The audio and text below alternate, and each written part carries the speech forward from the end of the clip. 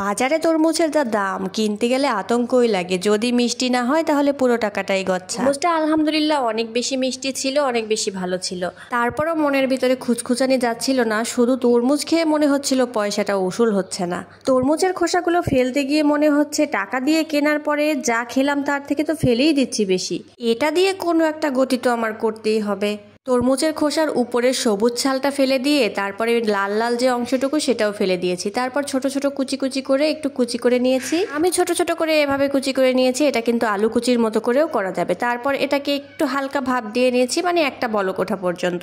সামান্য একটু ভাপ দিলেই যথেষ্ট, বেশি জাল করার দরকার নাই। শুধু একটা গন্ধ আছে, সেই গন্ধটা দূর হওয়ার জন্য। ভাপ দেওয়ার পরে কি যে সুন্দর একটা কালার হয়েছে, মাশাআল্লাহ।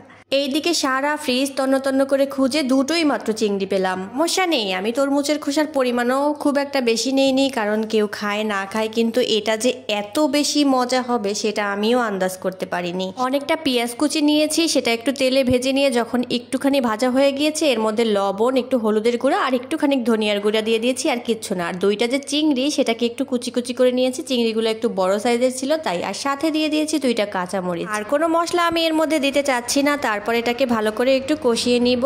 একটু কষানো হয়ে গেলে তারপর আরেকটু পানি দিয়ে এটাকে ভালো করে কষিয়ে নিয়ে কষাতে কষাতে চিংড়িটাও যখন একটু লাল লাল হয়ে গিয়েছে, তারপরে এর মধ্যে সেই ভাপ দেওয়া তরমুজের খোসাটাকে ঢেলে দিলাম। সত্যি বলতে তরমুজের খোসাটা ভাপ দেওয়ার পরে যে কালারটা এসেছে আমার এত বেশি ভালো লাগছিল, কিন্তু রান্নার পরে তো আর এই কালারটা থাকবে না।